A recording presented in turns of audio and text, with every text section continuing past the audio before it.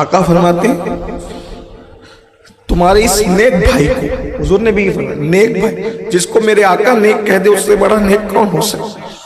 میں تمہارے اس بھائی کو، نیک بھائی کو، اس کی قبر دبا رہی تھی۔ جب قبر میں دبانا شروع کیا تو میں نے یہ منظر دیکھا تو میں نے اللہ اکبر تکبیر کہنا شروع کیا۔ پھر فرمایا میرے صحابہ اگر کوئی قبر کے دبانے سے بچ سکتا تھا تو یہی بندہ تھا۔ جب قبر نے اس کو بھی دبایا، قبر نے صحابی سید الانصار اس کو بھی دبایا، تو میں نے تکبیر پڑھنی شروع کی۔ حال البتہ یہ ہے قبر سب کو دباتی ہے، لیکن دبانے کا انداز اس کا جدا جدا ہوتا ہے۔ بعض کو ایسے دباتی ہے کہ پسلیاں ایک دوسرے میں گھس جاتی ہیں، پسلیاں ایک دوسرے میں، اور بعض کو ایسے دباتی ہے کہ برسوں کا بچھڑا ہوا بیٹا جب ماں سے ملتا ہے تو ماں اس کو سینے سے لگا کے کیسے دباتی ہے۔ فرمایا ایسے، ایک مقام پہ فرمایا بلی چوہے کو بھی منہ میں پکڑتی ہے اور اپنے بچے کو بھی منہ میں پکڑتی ہے، لیکن چوہے کو پکڑتی ہے تو خونہ خون کر دیتی ہے، اور بچے کو پکڑتی ہے تو دانت کا نشان بھی پڑنے نہیں دیتی، لیکن قبر دباتی ضرور ہے۔ آقا فرماتے ہیں پہلی مصیبت بے نمازی کو جو آئے گی قبر اس کو دبائے گی۔ آقا فرماتے ہیں ایسے دبائے گی کہ دونوں طرف کی پسلیاں ایک دوسرے میں گھس جائے گی۔ بھائیو، ہم اپنے بچوں کو ٹیوشن کے لیے مانتے ہیں، کیوں ٹیوشن نہیں جاتا؟ ہم اپنے بچوں کو مارتے ہیں، اسکول کیوں نہیں جاتا؟ بیوی کو بھی مارا لوگوں نے کہ سالن میں نمک کیوں زیادہ ہوا؟ کیا کبھی ہم نے گھر والوں کو نماز کے لیے بھی اتنی محنت کی؟ ارے اسکول نہیں پڑھے گا تو زیادہ سے زیادہ اس کی دنیا برباد ہوگی، نماز نہیں پڑھے گا تو اس کی آخرت اور دنیا دونوں برباد ہے۔ کیوں ہم محنت نہیں کرتے؟ تو پہلی مصیبت قبر کی۔ آقا فرماتے دوسری مصیبت یہ ہوگی اس کو، اللہ اکبر، اس کی قبر میں اتنا اندھیرا ہوگا ایک ہاتھ کو دوسرا ہاتھ سجائی نہیں دے گا، اور اس کی قبر میں 99 اژدہے بڑے بڑے سانپ مسلط ہوں گے۔ ایک ایک سانپ اتنا طاقتور ہوگا کہ اگر پہاڑ کو ڈنک مارے تو پہاڑ ریزہ ریزہ ہو جائے گا۔ ایسے اژدہے اس کی قبر میں مسلط ہوں گے، اور کتنا ڈنک ماریں گے پتہ ہے؟ فجر نہیں پڑا تھا تو ظہر تک، ظہر نہیں پڑا تھا تو عصر تک، عصر نہیں پڑا تھا تو مغرب تک، مغرب نہیں پڑا تھا تو عشاء تک، عشاء نہیں پڑا تھا تو فجر تک۔ اس طرح قیامت تک یہ سلسلہ چلتا رہے گا۔ 10 منٹ لگتا ہے سیدھے وقت کی نماز۔ ٹرین میں ہو تو پڑھو، بس میں ہو تو پڑھو، کار میں ہو تو پڑھو، سفر میں ہو تو پڑھو، حضر میں ہو تو پڑھو، کھڑے رہ کے نہیں پڑھ سکتے بیٹھ کے پڑھو، بیٹھ کے نہیں پڑھ سکتے اشارے سے پڑھو، پڑھو مگر پڑھو، نماز نہیں چھوٹ۔ پورے قرآن میں کم و بیش 700 مرتبہ اللہ نے نماز کا حکم دیا، 700 مرتبہ کم و بیش۔ لوگ کہتے ہیں آپ لوگ نماز پہ اتنا زور کیوں دیتے؟ بلکہ لوگ ہمارا مذاق بھی اڑاتے ہیں، بڑی نماز پڑھانے چلے۔ میں کہے گا اللہ نے پورے قرآن میں ایمان کے بعد سب سے زیادہ جس عمل کا تذکرہ کیا اس کو نماز کہتے ہیں۔ اللہ کے رسول علیہ السلام نے فرمایا جس کی نماز نہیں اس کا دین نہیں۔ الا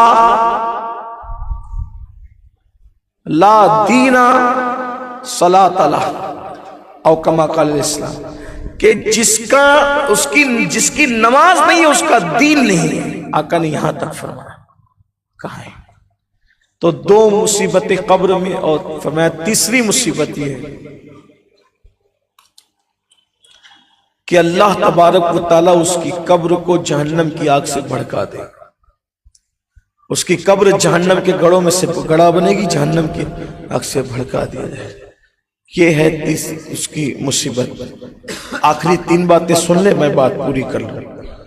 پھر فرمایا میدان محشر میں 3 مصیبت ہوگی اس کی۔ نمبر 1، جب وہ قیامت کے دن اٹھے گا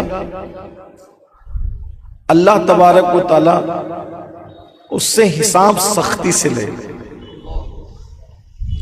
بس یہ اینڈ ہے۔ اگر اللہ کسی سے نرمی سے بھی حساب لے لینا تو وہ جواب نہیں دے سکتا۔ اللہ پاک اگر نرمی سے بھی حساب لے لے جواب نہیں دے سکتا۔ اگر آپ کہیں تو میں اس پر ایک حدیث پیش کر دوں گا، تھوڑی سی لمبی ہے لیکن اس کو میں شارٹ کر کے بتا دوں گا. اگر اللہ ہماری نیکیوں کا بھی حساب لے لینا، نیکیوں کا، ہم جواب نہیں دے سکتے. بلکہ اللہ کو جواب دینے کے تصور سے انبیاء لرزتے. انبیاء کھڑے ہیں منکر نکیر سر پر، نہ کوئی حامی نہ کوئی یاور، بتا دعا کر میرے پیغمبر کے سخت مشکل جواب میں ہے. خدائے قہار ہے غضب پر، کھلے ہیں بدکاریوں کے دفتر، بچا لو آقا شفیع محشر تمہارا بندہ عذاب میں. حضور علیہ السلام نے بہت ساری باتیں تعلیم امت کے لیے کہی، اس کو پیش کر رہا ہوں. سیرت کی تقریباً تمام کتابوں میں یہ واقعہ موجود ہے، جس کو میں مختصر کرنے کے لیے اپنے الفاظ کی جامع میں پیش کر رہا ہوں. حضور علیہ الصلوۃ والتسلیم مالدار تھے بہت، لیکن لوگوں پر اتنا کھلا ہاتھ تھا کہ جس دن آتے تھے اسی دن سب لٹا دیتے تھے، لوگوں کو دے دیتے تھے. اور پھر کیفیت یہ ہوتی تھی کہ گھر میں کھانا نہیں بنتا تھا. اور کھانا کتنا نہیں بنتا تھا آپ کو حیرانی ہوگی، 3 مہینے تک کھانا نہیں بنتا. ام المومنین سیدہ عائشہ پاک فرماتی ہیں 1 مہینہ چولہا نہیں جلتا تھا، دوسرا مہینہ بھی نہیں جلتا تھا، تیسرا مہینہ بھی نہیں جلتا. اور رازداری اتنی کہ صدیق اکبر کو بھی خبر نہیں ہے کہ چولہا نہیں جل رہا ہے، پتہ نہیں. بکری کا دودھ پیتے ہیں، کھجور کھاتے ہیں، کھجور اور پانی پہ گزارا کرتے ہیں. ایک دن ایسا ہوا کہ بہت بھوک لگی، بھوک کی شدت بڑی، تو آقا علیہ الصلوۃ والتسلیم چلچلاتی ہوئی دھوپ میں، بہت تمازت کی دھوپ تھی مدینہ منورہ کی، پھل پکنے کے ایام تھے، اس دھوپ میں حضور گھر کے باہر نکلے. گھر کے باہر نکلے تو دیکھا کہ صدیق اکبر اور فاروق اعظم دونوں بھی باہر ہیں. سرکار نے سلام کیا اور پوچھا کہ تم لوگ دونوں یہ باہر کیا کر رہے ہو اتنی دھوپ میں؟ سرکار سے انہوں نے عرض کیا آقا ہمیں دونوں کو بھوک بہت لگی تھی، سوچا کہ کسی ساتھی کے گھر جا کے کھانا کھا لیں، اور سوچا کہاں جائیں اور آپ دکھ گئے. آقا ہمارے ماں باپ آپ پر قربان، اتنی دھوپ میں آپ بھی تو باہر نہیں آتے، آپ کیوں آئے؟ آقا فرماتے ہیں کہ میرے گھر میں بھی کئی دن سے چولہا نہیں جلا ہے، میں نے سوچا ہے کہ کسی کو شرف بخش دوں، اس کے گھر جا کے کچھ کھا لوں. کہاں چلیں گے؟ اب یہ بھی آپ کو پتا ہونا چاہیے میرے نوجوان بھائیوں کو، ہم جس دور میں جی رہے ہیں، مجھے ایسا لگتا ہے شاید بھکاریوں کا بھی ایسا وقت نہیں آتا ہوگا، بھکاری لوگوں پر بھی، کہ ان کے گھر میں ہفتے بھر تک چولہا نہ جلے. آج بھکاری لوگ بھی لاکھوں روپے کا بیلنس رکھتے ہیں بینکوں کے اندر، اور ہم لوگ تو آج 5 ٹائم کھاتے ہیں. بلکہ اگر ہم لوگ اپنی بات کریں تو میں سوچتا ہوں کہ اگر ہم لوگوں کو منع نہ کریں تو لوگ ہمیں 12 ٹائم بھی کھلائیں. بلکہ اگر جہاں دعا کرنے جاؤ، فاتحہ کرنے جاؤ، وہاں دسترخوان، وہاں دسترخوان، وہاں دسترخوان، یہ حال ہے. میں سوچتا ہوں لوگ ہم لوگوں کو کہتے ہیں کتنی محنت کرتے ہو تم لوگ، میں سوچتا ہوں ہم نے محنت نہیں کرتے. محنت کرنے والے تو قبروں میں چلے گئے، ہم تو ان کی محنتوں کا پھل کھا رہے ہیں. ہاں، پہلے لوگ دن کا کام کرنے جاتے تو مار بھی کھاتے تھے، گالیاں بھی سنتے تھے، پتھر برستے تھے، بھوکے ہوتے تھے. آج ہم لوگ دین کے نام پہ جاتے ہیں تو پھول بھی برستے ہیں، ایک سے کھانے بھی ہیں، تحفے تحائف بھی ہیں، نعرے تکبیر رسالت کی گونج ہے. ہمارے پہنچنے سے پہلے لوگ پہنچے، پھر بھی ہم وہ نہیں کر پا رہے جو ہمارے بزرگوں نے کیا. ہم کچھ نہیں کر پا رہے، اللہ ہمیں معاف کر دے. بہت آرام کے دور میں ہم پیدا ہوئے ہیں، لیکن ایک گرا پڑا آدمی بھی جو بہت غریب شریف ہے، وہ بھی 3 بار پیٹ بھر کے کھاتا ہے، چاہے دال روٹی کھاتا ہے لیکن کھاتا ہے. لیکن کونین کا تاجدار، آسماں خان، زمین خان، زمانہ مہمان، صاحب خانہ لقب کس کا ہے تیرا تیرا. مہینے 2 مہینے 3 مہینے چولہا نہ جلے. جس کی بیٹی کی شان کا یہ عالم ہو کہ جو دوپٹہ پہنتی ہے اس پہ 17 پیون لگے، 17 پیون، اور 17 میں 16 پیون کپڑے کے لگے ہوں اور 1 پیون اونٹ کے چھبڑے کا لگا. یہ دین کی خدمت کرتے کرتے انہوں نے شان سے زندگی گزاری ہے. ہم تو کچھ بھی نہیں کرنا، آخرت کے لیے کر رہے ہیں کچھ اور، ہمارا تو اللہ ہی رحم کرے۔ بہرحال جلدی سے بات پوری کرنی تھی۔ میں عرض کر رہا تھا کہ صدیق و فاروق کو لے کر کے کہا دونوں یاروں کو، یہ بھی سوچو یہ صدیق و فاروق کون ہے؟ یہ اتنے بھوکے انہوں نے زندگیاں گزاری کہ دوسروں کے گھر جانا ہوا ان لوگوں کو کھانا کھانے کے لیے۔ آج لوگ ان کو بھی بے ادبی کی نظر سے دیکھتے ہیں، ان پہ بھی اعتراضات کرتے ہیں، انٹرنیٹ کے فلاں محقق نے یہ کہہ دیا اور فلاں نے یہ کہہ دیا۔ بھائیو، ہم محققوں پہ ایمان نہیں لائے، ہم آمنہ کے لال پہ ایمان لائے۔ حضور کے صحابہ کو ایمانو، حضور کی آل البیت کو ایمانو، اور غیر مشروط ان سے محبت کرو۔ بہرحال تو سرکار نے دونوں کو ساتھ لیا۔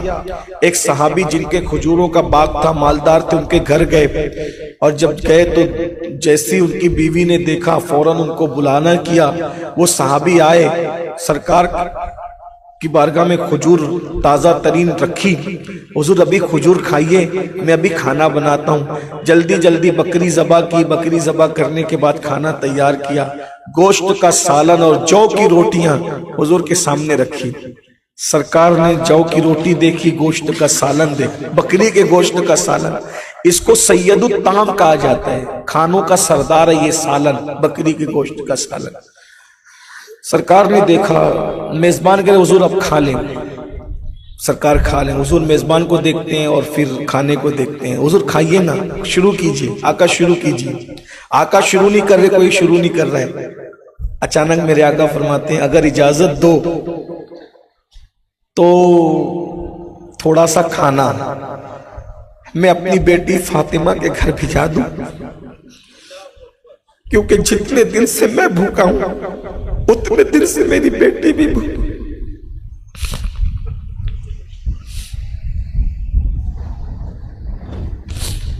میری بیٹی نے بھی کھایا نہیں ہے، کھانا دیکھ کے اس کی بھوک یاد آ گئی۔ میری شہزادی بھوکی، میں کیسے کھا لوں، مگر تم اجازت دو تو یہ تھوڑا سا کھانا۔ انہوں نے اس کی مالک سب تو آپ کا ہے، آپ جو چاہے کریں۔ آقا نے روٹی لی، اس پہ کچھ بوٹیاں رکھی، خادم سے کہا لے جاؤ۔ وہ بھی بھوکی اتنے ہی دن کی جتنے دن کا میں بھوکا ہوں۔ حضور تو نکل آئے نا گھر سے، وہ کہاں جاتی، انہوں نے کہاں جانا تھا، یہ دین کی خاطر تھا۔ بہرحال ان کو کھانا پہنچ گیا، آقا نے کھایا۔ اب کھانے کے بعد جب کھانا ہو گیا، حضور علیہ السلام کی آنکھوں میں آنسو آ گئے۔ جو بات میں نے شروع کی تھی، اتنا بڑا واقعہ یہی لانے کے لیے، سرکار کی آنکھوں میں آنسو آ گئے۔ میزبان نے کہا آقا جب بھوکے تھے تب نہیں رو رہے تھے، اب تو پیٹ بھر گیا اب کیوں رو رہے ہیں؟ کھانا تو اب حضور نے کھا لیا، رونے کی وجہ؟ آقا فرماتے میرے صحابہ ہم نے آج کتنا لذیذ کھانا کھایا ہے نا، کتنا لذیذ۔ اگر رونا مجھے اس لیے آ رہا ہے، اگر قیامت کے دن اس کھانے کے بارے میں اللہ مجھ سے پوچھے گا تو میں کیا جواب دوں؟ اتنے دنوں کی بھوک کے بعد، اتنے دنوں کے فاقے کے بعد گوشت کا سالن کھایا، وہ بھی پیٹ بھر نہیں کھایا پوری زندگی کے لیے۔ فرماتے اگر اللہ مجھ سے، یہ تعلیم امت کے لیے تھا۔ اب آپ مجھے بتاؤ بھائیو، محبوب جس کے لیے معشر سجائے گا، جس کے لیے جنت بنائی، جس کے لیے کائنات بنائی، ان کو احساس ہے یہ لذیذ کھانے کا حساب اللہ مجھ سے مانگے گا تو میں کیا جواب؟ اب بتاؤ حضور کھانے کے بارے میں رو رہے ہیں کہ اللہ کو میں کیا جواب دوں گا؟ کبھی ہم نے بھی رویا کہ نماز کے بارے میں پوچھے گا تو میں کیا جواب دوں؟ اتنا جھوٹ بولا ہے میں نے، اتنا حرام کمایا ہے میں نے، اتنا لوگوں کو دھوکہ دیا میں نے، اللہ کو میں جواب کیا دوں؟ کبھی سوچو۔ سید المعصومین جس کے سر پہ تاج شفاعت سجائے، جس کے لیے فرمایا وَلَسَوْفَ يُعْتِيكَ رَبُّكَ فَتَرْضَىٰ، اتنا عطا کریں گے کہ آپ راضی ہو جائیں گے۔ بتائیے ہم کیا؟ تو آقا فرماتے ہیں بے نمازی پہ پہلی مصیبت قیامت میں اللہ اس سے سختی سے حساب لے گا۔ نمبر 2 فرمایا کہ اللہ اس سے ناراض ہوگا، اللہ اس سے بات نہیں کرے گا۔ میں سمجھتا ہوں کہ جتنے عذاب ہے سب سے بڑا عذاب یہی ہے، اس سے بڑا کوئی، اللہ کی ناراضگی سے بڑا کوئی عذاب نہیں، اور اللہ کی رضا سے بڑا کوئی انعام نہیں۔ فرمایا کہ اللہ اس سے ناراض ہوگا، قیامت میں اس سے بات نہیں کرے گا۔ اور تیسری مصیبت قیامت کی ہے اللہ اس کو جہنم میں ڈال دے گا۔ یہ 12 مصیبتیں ہیں بے نمازی کے لیے۔ بھائیو، اپنا بھلا چاہتے ہو، ایک وقت کی نماز کے لیے صرف 10 منٹ کا ٹائم لگتا ہے، بس 50 منٹ لگتے ہیں 5 وقت کی نماز